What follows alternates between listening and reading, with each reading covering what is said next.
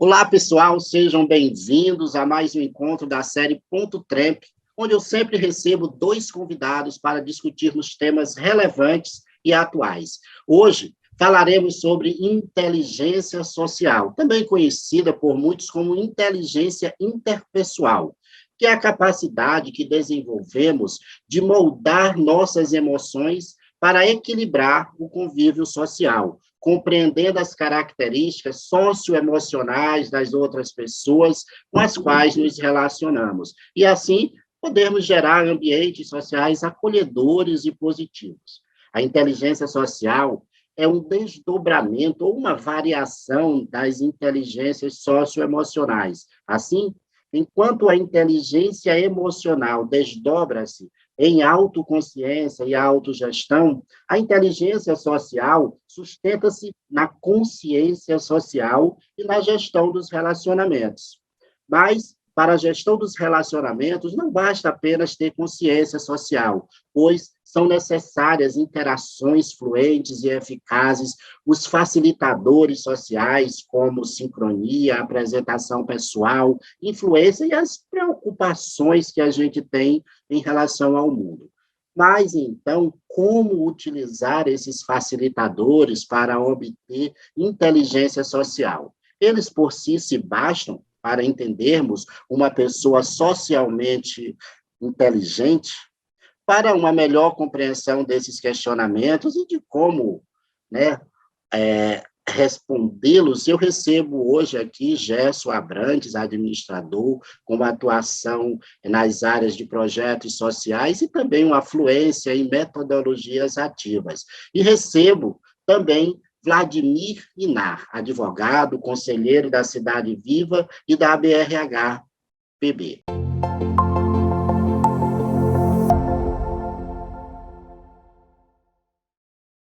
Gerson, antes de tudo, eu queria externar para vocês o meu agradecimento pela sua disponibilidade em compartilhar aqui seu tempo conosco. Seja muito bem-vindo. Obrigado, gratidão pelo convite, Ronaldo. Boa noite, Vladimir também aí, prazer em conhecê-los, né? É uma honra estar aqui podendo conversar sobre esse tema importantíssimo. Vladimir, também estendo para você a minha gratidão, né, de poder reservar aí um pouco do seu tempo e de compartilhar conosco a sua visão de mundo sobre um tema que é tão necessário a gente falar. Eu que agradeço o convite. É sempre muito bom a gente poder compartilhar com o meio social em que a gente está inserido, principalmente quando ele tem um propósito de gerar transformação de vidas. Esse é um propósito pessoal que a gente leva tanto para o trabalho quanto para a nossa vida cotidiana. Gerson, é um prazer também lhe conhecer, né, assim como o Ronaldo, e espero poder contribuir um pouco com a minha visão e aí a gente construir também um legado em pessoas que venham a assistir, né, e se inteirar mais sobre o debate. Na visão de vocês, por que vocês acreditam que é importante, porque é interessante falarmos sobre inteligência social para a nossa sociedade, né? Principalmente nesses momentos em que a gente vive tão tumultuados, né? Que a gente não pode ter tantas interações, não pode discutir ideias muitas das vezes. Por que vocês acreditam ser relevante? Gerson? Bom, Ronaldo, eu, como bacharel, né, também em administração, foi só depois da minha vivência na universidade que eu tive contato com uma metodologia bastante inovadora desse ponto de vista, né? Na faculdade, a gente até entra em contato com as escolas mais humanísticas da administração, né? Mais ali da década de 20 a 40, talvez, mas foi só de 20 anos para cá, praticamente, que as metodologias ativas, né, nasceram e estão considerando pontos que antigamente não se considerava, né? Então, não tem como eu não falar sobre a principal metodologia que eu tive contato, que na verdade não é só uma metodologia, mas apresenta metodologias para resoluções de conflitos e cocriações, né, de projeto também, que é essa filosofia chamada Dragon Dreaming. Então, convido já, desde já, vocês para conhecerem. E é uma filosofia, um conhecimento que bebe de muitas teorias, né? Teorias sobre o planeta, sobre essa transição que a gente está vivendo também, sobretudo no mundo do trabalho, das relações, né? E põe no debate o colaborativismo, né? O trabalho em equipe. Você chama a gente para conversar sobre um tema que se chama inteligência social. E essa filosofia, esse conhecimento fala muito sobre inteligência coletiva, né, que começa a se manifestar quando a gente está em grupo ali, e ela também fala muito sobre uma grande virada que nós estamos passando, que é um tempo, uma época, na verdade, né, e que fala assim sobre essa transição que nós estamos passando de uma época de império, né, de uma sociedade de império, né, para uma época onde a gente vai se reconhecer como uma comunidade global, né? Então, isso implica uma série de quebra de paradigmas também, que a gente sempre foi imbuído, né?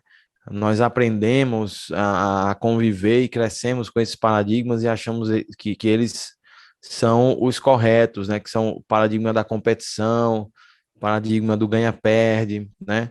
Da gente não estar sendo sincero nas nossas comunicações, por exemplo, do comando-controle, né? Quando a gente se submete a determinados trabalhos, por pura e simplesmente comando e controle, né? Uma incapacidade, às vezes, que o ser humano adquiriu de ter autorresponsabilidade, por exemplo, né?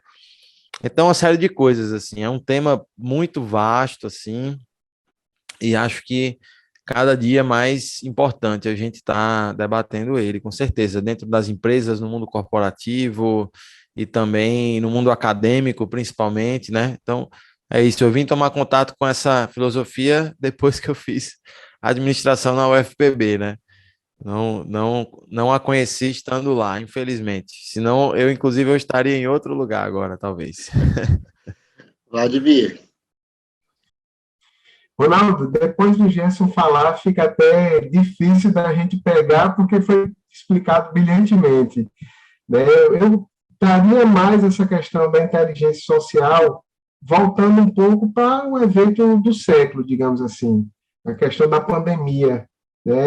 E a própria administração tem uma teoria chamada teoria do cisne negro, que são eventos catastróficos o suficiente para fazer tanto o mal, mas também para fazer o bem.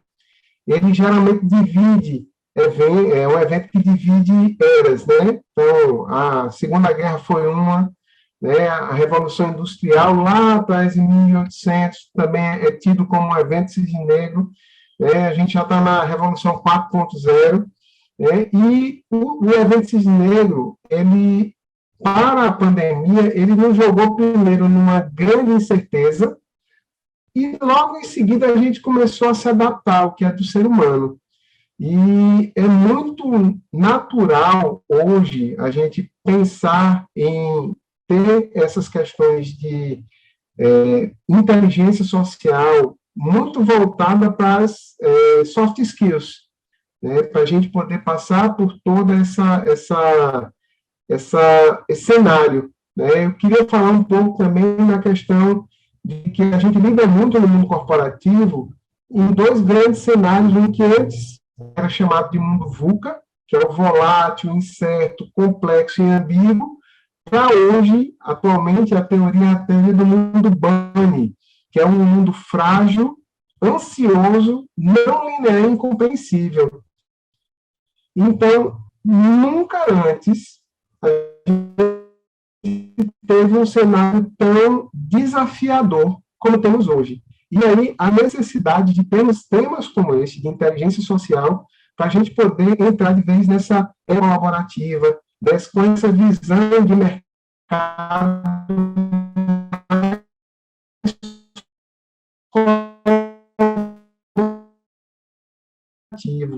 Hoje em dia, a gente não tem, a gente permite ter experiências e não ter a propriedade, por exemplo. Eu penso que é um tema bastante relevante e que nos transforma e nos molda a todos. Pessoal,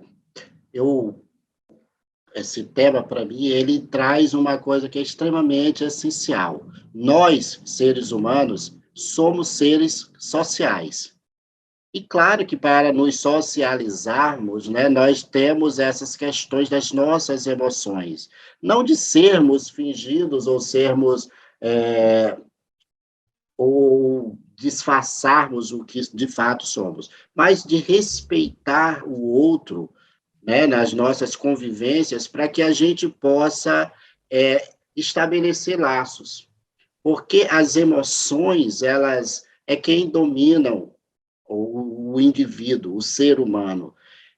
E quando a gente fala, né, das inteligências sociais, né, nós vamos falar muito de emoções, né, de como nós lidamos com tudo isso, de nós sermos empáticos, de nós termos uma ação em relação a determinadas situações que consideramos necessária que haja ali uma ação, uma intervenção. Então, para mim, a inteligência social ela é necessária para podermos melhorar a nossa convivência social e para podermos evoluirmos enquanto sociedade. Até porque Gerson, ele falava sobre sermos mais colaborativos. Nós só seremos colaborativos se a gente se despir de vaidades, que muitas vezes a gente acredita que a gente sabe, que a gente pode, que a gente tem, e que a gente, na realidade, hoje, com toda essa revolução da informação, do conhecimento, hoje cada um de nós, cada vez mais, sabemos, temos e podemos uma coisa muito pouca, muito pequena. E precisamos dessa rede comunitária para construirmos as coisas muito maiores. Isso já vem na sociedade, já é da história, e a tecnologia, né, ela vem tornando o ser humano muito mais um elemento de pensar, de ter capacidade para realizar, do que de fazer trabalhos repetitivos. Então, aí é emoção e emoção. Então, a minha visão da necessidade do tema, ele vai nessa linha. No entanto, o ser humano, por ser esse ser, né, social por natureza, e ter tantas essas tecnologias que vêm surgindo nos últimos tempos, ele nos tem até feito projeções de futuro muito sombrias em relação às interações sociais, com essas redes sociais, onde a gente está próximo de quem está distante, distante de quem está próximo da gente, por exemplo, né? E se nada for feito, né, só vai existir dois tipos de comportamento que vai caracterizar nessa inteligência social. Ou nós vamos ter comportamentos tóxicos ou nutritivos. Como podemos avaliar, né, esse momento em que a gente vive, né, com todas essas projeções de futuro, com essas tecnologias que tanto distanciam e, ao mesmo tempo, que aproximam, dessas intolerâncias que a gente vive cada vez mais dentro de bolhas e dificultando as conversas, as interações entre uma bolha e outra? Como vocês acreditam que a gente pode ter ambientes mais nutritivos? Vladimir?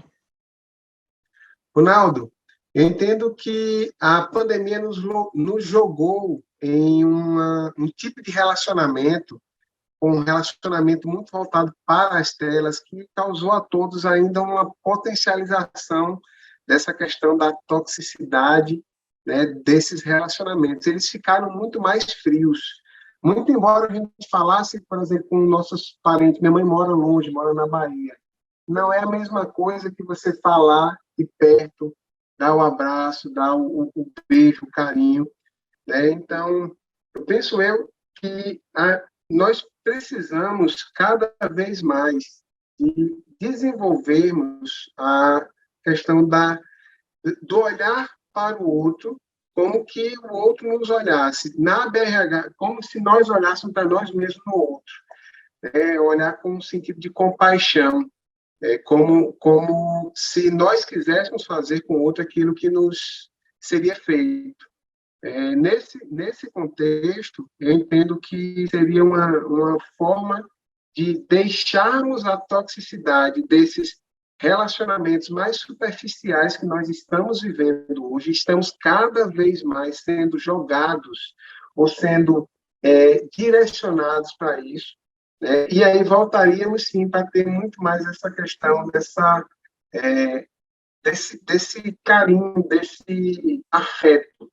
Eu creio que nas relações interpessoais hoje, falta muito se importar, o afeto, o carinho, né? Temos muita informação, hoje a era da informação hoje é uma informação muito rápida, às vezes até qualificada, mas nos falta muito empatia, e aí nos leva, numa divergência de pensamento, nos leva ao ódio direto.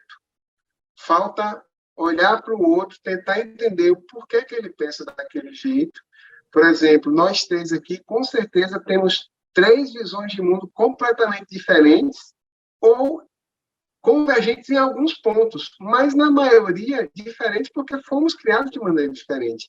Isso não nos torna, de maneira nenhuma, nem menores, nem inimigos.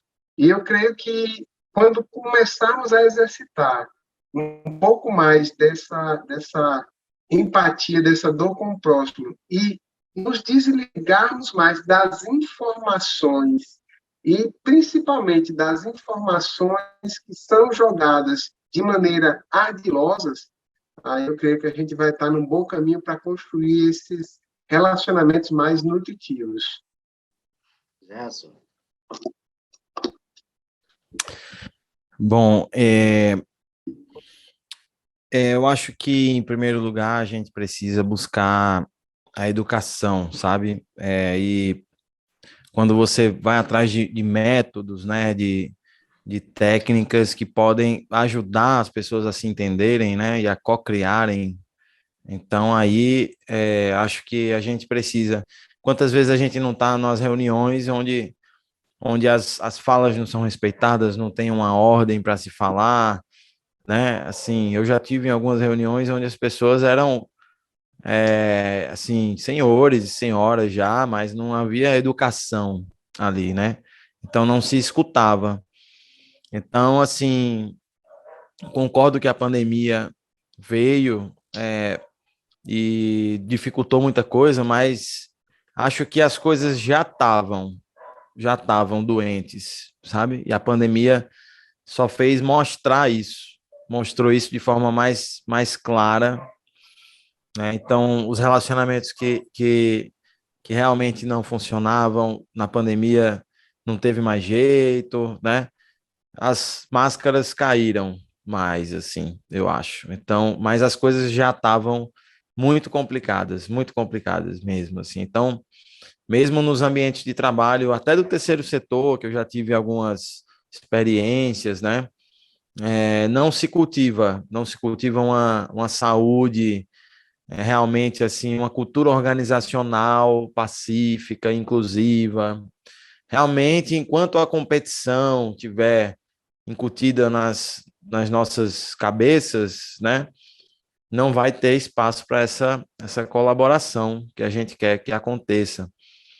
E a gente precisa acreditar que isso é possível, né? Falar desse lugar de regeneração planetária. A gente está falando. Hoje não se fala mais apenas em sustentabilidade não é mais o suficiente. A gente precisa ajudar o planeta a se regenerar, né? Como nós, que somos um corpo, e esse corpo se cura, se regenera, o planeta também é um ser vivo, inclusive nós somos integrados a esse ser, né? E também se regenera. Agora, se a gente der capacidade para ele, em vários ambientes, né? Se regenerar economicamente, socialmente, ambientalmente também, com certeza. Então, a gente precisa. Olha, eu acho que ele caiu agora aí. Continua ou Continuar. aguardamos? Voltou. Bom, então acho que a gente precisa falar desse lugar mais do ganha-ganha, sabe? Praticar a honestidade, né? A confiança também nos ambientes. E aí é isso, assim, eu acho que o que o Dragon Dreaming trouxe para mim, que fez com que eu revisitasse tudo isso, foi justamente essa possibilidade da gente entender, olha, tem hora para tudo, tem hora para a gente falar, para a gente colaborar, tem hora para uma decisão pode ser tomada em silêncio, por exemplo. A gente não precisa estar sempre debatendo, podemos sair um pouco do nível mental, né? E aí a gente se entender como essa grande comunidade da Terra, né? Se a gente pensa menos em fronteiras e pensa mais que todo mundo quer dormir bem no final do dia, que todo mundo quer bem aos seus parentes, aos seus próximos, né? Somos seres humanos, então todo mundo tem as mesmas necessidades, basicamente. E se a gente pensasse mais dessa forma, seria mais fácil a gente se entender como uma comunidade só, né? É uma comunidade só. Estamos todos aqui no mesmo planeta e vamos co-criar nosso futuro, né? Então a gente está muito nessa época, sabe? Nesse tempo de tanta mídia, né? De tanto conteúdo que nem sempre é qualificado, inclusive, né? Os conteúdos que se vê por aí hoje, porque hoje está muito fácil você criar um conteúdo e colocar e falar lá e dar a sua opinião e construir a sua autoridade hoje, né? Assim, com o tempo, que todo mundo arruma seguidores hoje, né? Todo mundo arruma seguidores. Então, é, mas o que estamos realmente defendendo, né? Assim, o que a gente está realmente falando, assim. Então, vem um pouco desse lugar da gente ouvir mais, sabe? Praticar mais essa escuta profunda, se vulnerabilizar, né, para pedir ajuda para os nossos projetos, entender que os projetos, as empresas são feitas por pessoas, podem dar errado mesmo com recursos, né? Então, e que os recursos também aparecem, é, mesmo tendo apenas pessoas num projeto, entendeu? Então, eu acredito muito nisso, sim, e tenho realmente assim entrado em contato com a força dessas pessoas, de pessoas, de equipes, de dividir o sonho, né? De entregar um pouco o sonho para que as pessoas também possam entrar no seu time, né? Como a gente fala no jargão, vestir a camisa, né? Mesmo assim, mas de verdade mesmo, você tem que dividir o sonho, você tem que se vulnerabilizar, tem que pedir ajuda também, né? E aí é desse lugar que a gente fala, do lugar humano. Tá certo. Gente, quando a gente olha para todas essas questões, né, de, de toxicidade, de nutritivo, a gente fala também, né, já é uma fala que passa ali pela felicidade, né? Pessoas felizes, normalmente, elas distribuem coisas boas, né? As pessoas que se mergulham no problema, que se distanciam do outro, que se, que se não que se fragilizam, mas que se vitimizam com a sua condição, ela acaba gerando uma situação que ela se põe num lugar que pode ocasionar doenças sociais, emocionais. Tá? Hoje o mundo nunca se falou tanto em depressão e ansiedade. As loucuras que o mundo hoje traz, ela trata todas essas questões. Então, o que a gente precisa, na minha opinião, é nos nutrir daquilo que a gente acredita, para o que é bom para nós, não o que é bom para o outro, porque muita gente vive de aparências, de querer parecer bom para as outras pessoas, e às vezes isso se torna um fardo tão grande, certo?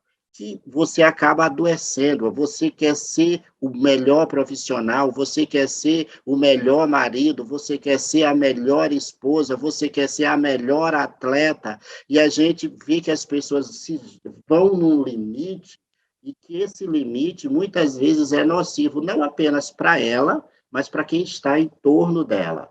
Então, a gente precisa entender, na minha concepção, que nós precisamos trabalhar os momentos felizes, nós precisamos valorizar as coisas contemplativas, que nutrem nossa alma, nosso coração, que para a gente poder ter coisas boas para ofertar. Porque se a gente não consegue fazer isso conosco, o que é que nós vamos ter para ofertar para o outro? Então, a inteligência social, ela parte desse pressuposto de você se conhecer, de você saber o que é bom para você e você olhar para o outro com esse olhar de quem sabe o que é bom e entender que aquela pessoa está precisando da sua ajuda, está precisando que você estenda a mão, está precisando que você fale com ela num determinado tom que naquele momento vai ser acolhedor. E isso não tem preço, isso não tem valor, né, que você possa contar ou monetizar, tá certo? Isso a gente está falando de relações humanas, das pessoas poderem interagir e serem felizes socialmente, porque a gente sempre volta, nós somos seres emocionais e sociais. E quando o Gerson fala, né, da questão que a gente vive no mundo e que a gente é parte desse mundo, quando o mundo adoece, nós também sofremos as consequências, tá certo? Todos nós sabemos disso. Não estou falando só de inundações, de chuvas e tudo mais. Não, a gente sofre com a poluição, a gente sofre com as águas contaminadas, a gente sabe do risco que tem da gente não poder ter água de beber pela quantidade tão pouca que é de água, né, doce no mundo. Então, essas questões, elas têm que ser trazidas e você precisa entender que isso é importante para você. Senhores, feitas essas considerações iniciais, né, que a gente fez aqui um apanhado de nossas percepções, eu queria falar um pouco sobre consciência social, né? Na visão de vocês, né, e nas vivências de vocês, o que é ter consciência social e como colocá-la em prática? Gerson? Bom, consciência social, para mim, já parte desse pressuposto nós estarmos conscientes, né? Conscientes aí dos nossos atos, conscientes do ambiente onde nós estamos e do outro, que também faz parte, né? Então, a gente está atravessando esse momento, né, de grande virada global, assim, eu diria, eu acredito muito nisso, onde a gente está sendo convidado, né, a aprender novas formas, né? E aí a pandemia veio e também influenciou positivamente nisso, porque a gente aprendeu mais também como se conectar. Você vê nosso exemplo aqui, a gente nunca se encontrou pessoalmente, né? E já estamos aqui gravando uma live e fazendo, inclusive, conversando, né, sobre um tema profundo e importante. Então, isso está fazendo com que a gente também se conheça no processo. Então, eu acho que com essas novas formas de socializar, de colaborar, né, e de co-criar também, é quando a gente vai poder falar um pouco sobre esse ambiente mais regenerativo que a gente quer. Tem três princípios, né, que eu traria sobre a gente considerar algo regenerativo, né? Então, a gente está falando de regeneração quando a gente fala, por exemplo, de desenvolver habilidades em todo mundo, né, nos indivíduos que estão ali, naquele ambiente, naquela comunidade, naquele projeto, né? Vamos tomar, por exemplo, um projeto, né? Então, quando é que um projeto é regenerativo? Quando ele desenvolve as habilidades em cada um. Também quando forma comunidades, né? Comunidades de apoio. Então, aquela jornada daquele projeto, por mais que alguns saiam no decorrer da jornada, porque a gente está nesse mundo, né, caótico também, as pessoas fazem muitas coisas, né, ao mesmo tempo. E terceiro princípio para um projeto, por exemplo, ser considerado regenerativo, é que a gente cuide do planeta. Então, se nós estamos nos envolvendo, formando comunidades e com essa preocupação de cuidar do planeta, a gente está falando sobre regeneração. E o convite que eu tenho para fazer é esse também, para a gente observar mais o quanto regenerativos estamos sendo em nossos trabalhos, nossos projetos pessoais, nas nossas casas, né? Nos nossos relacionamentos com as pessoas mais próximas e também com as não tão próximas assim. Então, eu não sei se eu fugi um pouco do tema, mas... Mas é uma forma, né, Gerson, de se ter consciência social, né? É de você ter uma atuação regenerativa no mundo. Então, eu acho que você está totalmente aí, tem precisão no que você está falando. Isso também é ter consciência social. Mas, Vladimir, qual é que você teria aqui a contribuir com esse tema? Para você, o que é ter consciência social? O que é a consciência social? Gerson trouxe esse mix de exemplos de ter consciência social. Para mim, a consciência social é você se perceber naquele contexto e buscar relacionar dentro daquele contexto com os outros, com o indivíduo, com o meio ambiente. Né? No mundo corporativo, por exemplo, nós vivemos muito a questão do ESG, né? Que é ética, a parte social e a parte de governança ambiental, ética e governança. É uma modalidade, por exemplo, mais voltada para o mundo corporativo, de ter uma consciência social, você se importar, né, através de ações ou práticas voltadas para o desenvolvimento daquela comunidade, daquela empresa, impactando no todo, né, buscando impactar no todo.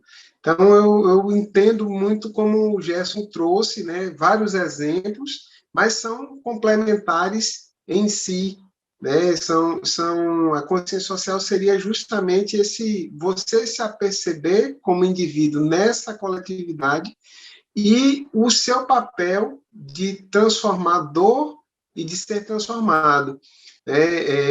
Como cristão, a gente olha muito o mundo como a gente pode influenciar, né? Como pai, como a gente influencia o filho, né? Como esposo, como é que eu convivo influenciando minha esposa, como eu sou influenciado. Então, é toda essa vivência. Nós, todos os dias, nos relacionamos e, por isso, nós, mesmo sem querer, nós estamos inseridos e estamos praticando, às vezes com um pouco mais de sabedoria, às vezes com um pouco menos de sabedoria, mas dessa consciência social.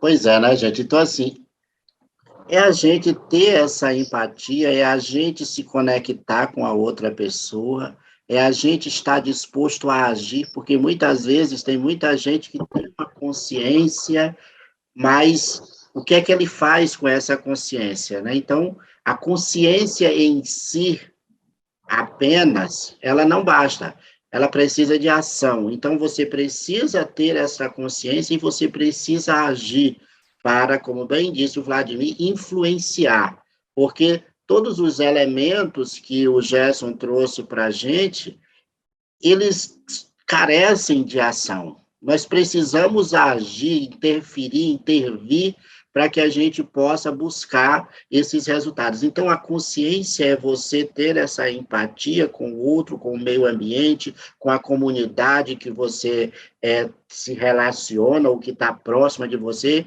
é você ter a consciência, né, de que as outras pessoas elas vão ter visões de mundo diferentes, aquilo que não lhe parece dor, pode parecer dor, ou pode ser dor para outra pessoa, aquilo que para você não tem um significado, para uma outra pessoa pode machucar, e você precisa ter essa consciência. de que a gente, como ser social, e para a gente poder conviver com o outro, a gente precisa se conectar com o outro e entender que nós somos diferentes, que nós temos vivências diferentes, temos histórias diferentes, nós temos experiências de vidas diferentes. E essas experiências de vida, elas nos marcam de forma diferente. Então, você ter consciência social é você se aperceber de tudo isso e agir conforme essa consciência. Então, gente, né, quando você tem toda essa percepção, tudo isso pressupõe que você precisa ter inteligência emocional, né? Porque você precisa se conhecer, saber quem é você, o que te atinge, como você sente as coisas, para que você possa ajudar o outro. Porque você não consegue ajudar uma outra pessoa se você não souber os seus limites. Você não souber como aquelas questões vão atingir você. Então, senhores, se ter consciência emocional, ela carece de inteligência emocional, por quê? Por que vocês acreditam nisso? Ou se vocês discordam disso, e por que discordam, tá certo? O que você me diz, Vladimir? Eu entendo que a inteligência emocional, ela é o pilar para a elaboração, para a execução da sua consciência social. Você vai se relacionar, a questão da empatia, a questão da como você se comunica, como você vê. Então, isso daí você usa a sua inteligência emocional e vai influenciar na sua consciência, né, social. Eu entendo que não são a mesma coisa, são diferentes, mas uma, para ser bem executada, para você ter uma boa consciência social, você precisa ter um bom equilíbrio emocional, uma boa consciência emocional. Pelo menos assim, é o que eu entendo do tema. Não, eu confesso, por ser do direito, não tenho muita vivência de estudo nessa área, mas ainda nas cadeiras de sociologia, né, de psicologia jurídica que nós pagamos, nós vemos muito essas questões de relacionamento interpessoal e tudo vai casar e corroborar para como você vai estar inserido no mundo, transformando, fazendo parte dele, gerando a transformação que se espera. Gerson. Legal. Quando você me pergunta assim, em relação às emoções, eu acho que a gente precisa, sim, de uma boa educação emocional, porque a gente até fala assim muito dos dragões, né? Dos dragões que aparecem quando a gente está fazendo, trabalhando junto em algum projeto colaborativo, por exemplo. Então, vem aqueles dragões que a gente não sabe lidar. Que dragões são esses, né? São os dragões dos conflitos entre o grupo, são os dragões dos conflitos que ocorrem justamente porque a gente não sabe lidar com esse nosso lado emocional. Porque, por exemplo, a raiva, né? A raiva ela é uma emoção extremamente importante, apesar de ser de ter uma potência negativa e destruidora, né? Se você não souber domá-la. Então, o convite é, quando vier o dragão da raiva, a gente pode dançar com ele. Porque a raiva, por exemplo, nesse sentido, ela é extremamente útil para a gente saber delimitar nosso quadrado, né? Nossos limites em relação a outras pessoas também. Então, ao dançar com esse dragão da raiva, né? A gente vai, olha para ele de frente, começa a namorar com esse dragão, e aí depois a gente começa a dançar com esse dragão, e aí tornar esse dragão uma potência nossa, né? Para que a gente saiba melhor, cada vez mais, por exemplo, estabelecer limites entre nós e os outros. Então, a gente tem que, não é que toda emoção seja ruim ou boa, né? Então, começar a entender mais a utilidade de cada emoção e saber ser menos reativo também, né? Então, a gente vem de uma cultura ocidental bastante reativa. Quando vem algo para a gente imediatamente já reage. A gente não tem essa cultura que é mais ali oriental, né? De respirar um pouco, ver o que foi que passou, entendeu? Entender aquilo ali, não se identificar com aquilo. Então, né? A gente é muito reativo, acaba fazendo coisas assim sem pensar. E eu acho que são coisas extremamente importantes também, se a gente souber como dançar com isso, né? E o convite é esse, a gente entender que é algo totalmente normal de virem isso, porque na natureza humana, né, a gente está, e somos seres integrais, a gente fica querendo dividir em vida profissional, de vida emocional, de vida espiritual, não tem, nós somos tudo isso ao mesmo tempo, porque nós somos seres integrais, né? Então, nós estamos sendo espirituais quando estamos no trabalho, é, fazendo alguma coisa que não corresponde à nossa ética, à nossa consciência, né?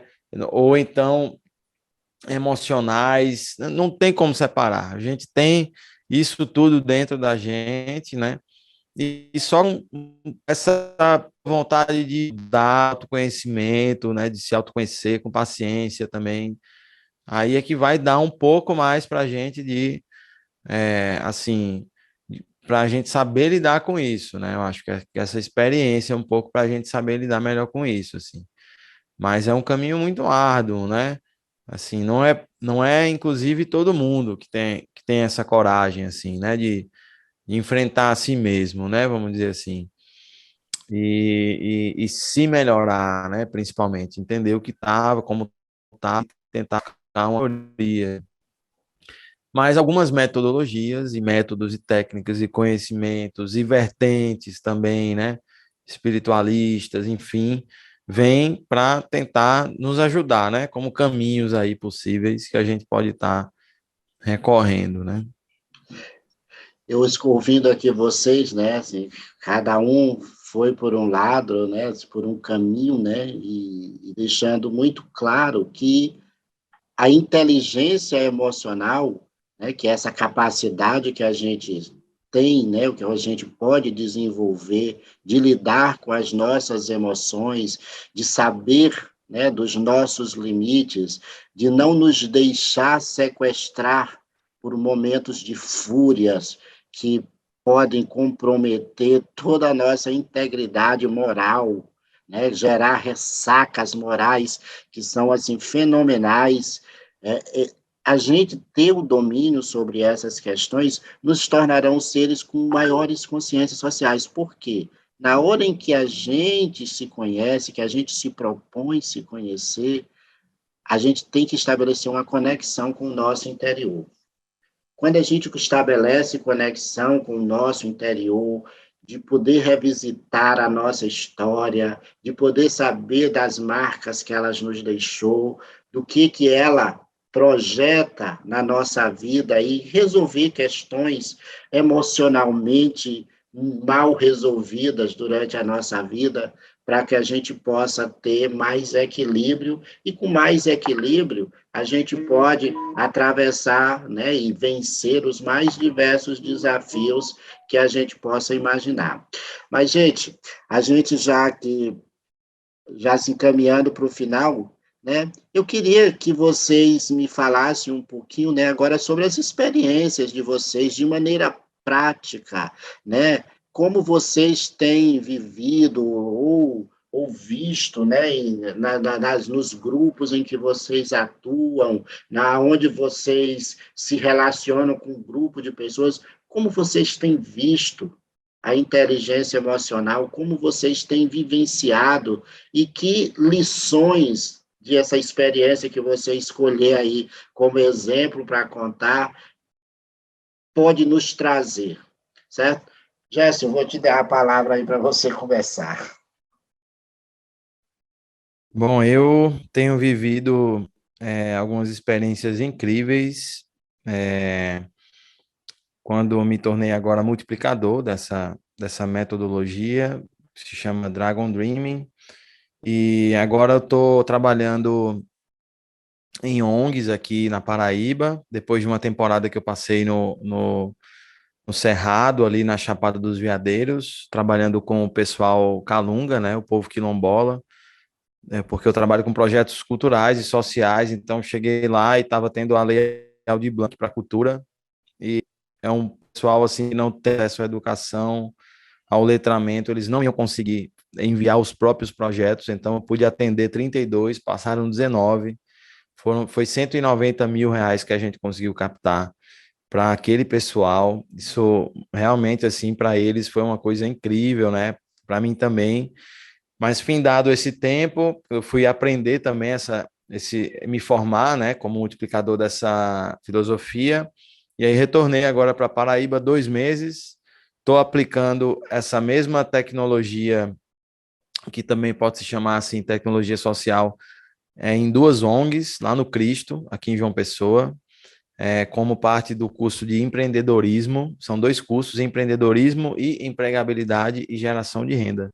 A gente está aplicando o Dragon Dreaming para planejar os projetos deles, né? A partir dos sonhos, né? Nós vamos sonhar, planejar, realizar e celebrar, que esse é o ciclo de projetos que essa metodologia ensina. E, nossa, estamos lá lidando com senhoras e com adolescendo muito incrível, assim, porque apesar de não ser terapia, mas é bastante terapêutico quando a gente puxa as nossas técnicas lá de facilitação, que elas se sentem escutadas, participam, brincam também. Isso me emociona tanto, sabe? Lá, estando lá também. E tenho vivenciado muito, né, essa técnica também nos meus projetos com a Lei de Incentivo à Cultura, que a gente trabalha, que eu tenho também facilitado para o surgimento de novas equipes de captação de recursos, né? Você sabe, o artista que tem um sonho, que coloca lá o projeto na lei, eu incentivo que ele seja o próprio captador de recursos, que vá conversar com as empresas, principalmente com aquelas empresas que estão desenvolvendo essa consciência social também, né? Que o impacto delas pode ser por via da Lei de Incentivo à Cultura, por exemplo, né? Apoiando projetos regenerativos, né?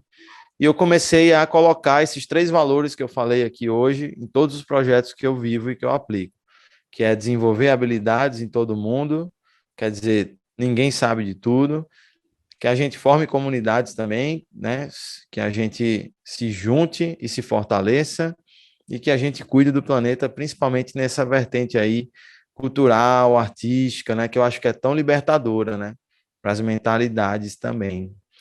Então é isso que eu tenho me envolvido e tá muito interessante, assim, né? Passando os altos e baixos aí, mas sempre também ligado, assim, para não cair em vibrações de escassez nem nada, porque realmente é um mundo muito abundante, né? Que a gente que eu tenho encontrado, na verdade. Então, tem sido muito incrível.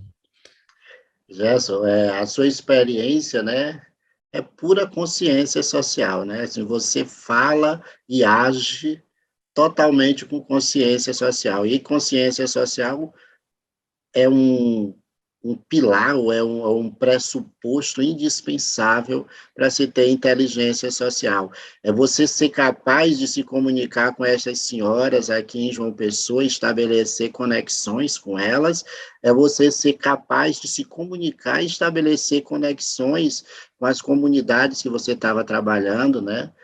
E lá no Cerrado, na Chapada dos Veadeiros, né? Então, assim, eu olho e vejo assim, é pura inteligência social, certo? É pura consciência social, viu? Meus parabéns aí pelo seu exemplo, né, de ter consciência social. Mas Vladimir, depois do exemplo de Gerson, né, eu também estou aqui pensando nos meus, né? Você agora está com o desafio na mão aí. É muito bom ver um jovem como o Gerson. Não sou mais tão jovem assim, já estou do meio para o final, o Gerson está aí, e assim, é muito bom. Eu tenho uma vivência muito mais voltada por estar na Cidade Viva, por estar no meio mais cristão, Eu atribuo muito o que Gerson fala de maneira mais técnica, eu atribuo muito a questão do exercício dos frutos do Espírito Santo. Paz, longanimidade, mansidão, domínio próprio. E a parte técnica, que aí fala de você ter empatia, de você ter um autocontrole, né? Para o mercado é a soft skill. Para o cristão, para o viver cristão, são os frutos, você buscar ter os frutos do Espírito. Né? Ele falou uma coisa um pouco atrás, que assim, a gente não dissocia. Eu era um cristão fajuto até 2014, porque eu tentava viver caixas, né? A caixa do trabalho, a caixa da igreja, a caixa da família, até descobrir o óbvio que ele trouxe tão brilhantemente, a gente não consegue dissociar. Ou você é uno, é único, é integral, é radical, você é aquilo, ou então você vai viver com falta de completude. Né? E desde então, a partir de uma mentoria com um pastor lá da igreja, a gente investe muito a Bíblia fala enquanto o ferro afia o ferro, né? Como o ferro afia o ferro.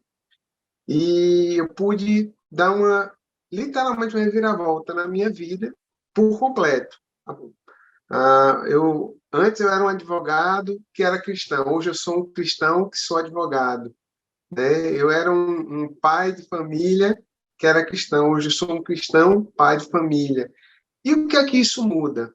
Muda toda a interação e o foco principal. Depois que a gente descobre o propósito, e aí eu trouxe a figura do propósito, de você ter um propósito em tudo que fizer. Eu tenho comigo sempre um propósito de que quem conversar comigo, quem estiver no meu escritório, com quem eu puder ter um relacionamento, ele, mesmo que seja rápido, ele não pode sair do mesmo jeito que me encontrou. Ele tem que sair com alguma coisa melhor, nem que seja com um pouco mais de paz, um pouco mais de tranquilidade. O meu propósito de vida hoje, enquanto profissional, enquanto pessoa, é gerar transformação de realidades. E aí, isso tem sido muito mais impactante na minha vida do que o impacto que eu causo na vida dos outros. Como o Gerson falou, se relacionar com um idoso, com criança, com isso, despertar neles a consciência de que ele pode buscar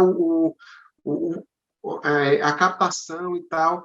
É muito bom que a gente deixa pessoas muito mais independentes e colaborar para que o outro seja melhor do que a gente. Para mim, hoje, é a melhor experiência que eu tenho vivido nesse aspecto de inteligência emocional. Paulo fala que considerar o outro sempre maior do que a gente. Né? Então, é muito bom você ver uma pessoa se tornar melhor do que você. Melhor não no sentido de que você vai deixar de ser bom e o outro vai passar a ser melhor, mas em você contribuir para que aquela outra pessoa possa atingir um patamar que você provavelmente não atingiria. É ser piso enquanto os outros serão teto, mas partindo da consciência de que é o todo que faz a diferença. Né? É a soma das partes e não a individualidade de cada um. O que a sua fala, né, ela traz aqui alguns elementos que eu destaco aqui, né? Você fala sobre a espiritualidade, né, de você poder ter esse desenvolvimento espiritual hoje, né? Tecnicamente falando, já se fala até em inteligência espiritual, né? A gente hoje já tem inteligência emocional, social, e já se fala em inteligência espiritual, né? Que é mais um tema que a gente fala. E é isso que você traz aqui, que é esse elemento de você ser espiritualmente inteligente, saber qual é o seu propósito e o seu poder de transformação. Mas, para isso acontecer, você teve que se conhecer melhor e entender, né, que você não era partes, você era um todo e você precisava viver esse todo. E, quando você traz a palavra de Paulo, né, quando você falou né, de que você tem que fazer o outro maior do que você, para mim vem uma questão que é fundamental na vida de todos nós, que é a humildade, certo? Nós precisamos ser humildes para sermos grandes, né? Porque a arrogância só nos diminui. Então, isso não soma praticamente em nada na vida. Neto, eu vou narrar aqui para mim um acontecimento, né? Eu fiz 50 anos no ano passado, né? E os 2 anos que antecederam os meus 50 anos, eu tinha uma angústia muito grande, porque eu achava que eu tinha trilhado uma estrada, tinha conseguido algumas coisas, mas o que era que eu tinha feito para retribuir, né, para a sociedade, o que era que eu tinha feito para retribuir para as pessoas tudo que eu tinha feito, tudo que eu tinha conquistado, né? E eu sou uma pessoa que tem um pouco mais de dificuldade de relacionamento, de fregar, de falar, de me comunicar. Então, o que acabou que onde eu fui buscar a minha saída foi aqui, nesse espaço. Então, eu fui desenvolver algo que eu faço com um prazer imenso. Eu trabalho, né, de segunda a sexta-feira e dedico os meus fins de semana para eu fazer aquilo que eu gosto. Posso estar cansado do jeito que for, mas todo final de semana eu tenho pelo menos 2 vídeos escritos, gravados e editados, tá certo? Para eu publicar na semana seguinte. Tem finais de semana que eu chego a escrever 5 textos pelo prazer que eu tenho de estar contribuindo com isso, com esse ambiente aqui, porque é a minha maneira de poder retribuir, né, da minha forma de poder levar um pouco do conhecimento que eu tenho, de estruturar ideias, daquilo que eu acredito, como transformador para as empresas, para os profissionais, para que todas as pessoas, independente de onde estejam, possam ter acesso às mais diversas questões, aos mais diversos temas. Então, essa é a minha experiência bem mais simplificada aqui para vocês, porque a gente está chegando ao final, e eu queria deixar meus agradecimentos, Gerson. Foi um prazer, certo? A sua visão de mundo, ela é encantadora, maravilhosa, certo? Muitíssimo obrigado e parabéns por ter uma visão tão bela do mundo e de como você deve viver nesse mundo. Ô, meu amigo, eu que agradeço. Desejo aí muito boa sorte para você no canal aqui, cada vez seja mais inspirado, né, a fazer as lives e os temas assim, mais que sejam os mais inspiradores, inclusive que contribuam, né? Quero dizer para você assim, eu agradeço suas palavras, mas foi muita peia para chegar até aqui, viu? Eu passei por umas coisinhas assim de ordem emocional, de às vezes achar que eu não me encaixaria em algum lugar, entendeu? Essas coisas que bate, né? Eu acho que todo mundo passa por isso também e a gente vai conseguindo lidar e tá aqui trocando essa ideia com vocês só me faz achar que eu tô no caminho certo cada vez mais. Então, agradecido e Vladimir, prazerzão em conhecê-lo também.